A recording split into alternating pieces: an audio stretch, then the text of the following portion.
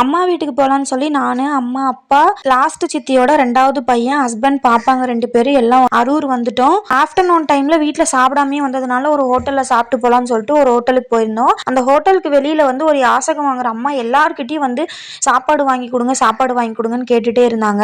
So parotta சாப்பிட்றீங்களான்னு கேட்டால் வேண்டாம், எனக்கு சாப்பாடு தான் வேணும், என்னால் கடிக்க முடியாது அப்படின்னு சொல்லிட்டாங்க. ஸோ எனக்கு மனசு கேட்கல, அதனால அப்பா ஒரு சாப்பாடு வாங்கி கொடுக்க சொன்னேன். ஸோ அப்பா ஒரு பார்சல் சாப்பாடு கட்டி பாப்பா கையில் எடுத்து கொண்டு போய் கொடுத்துட்டு வர சொன்னார்.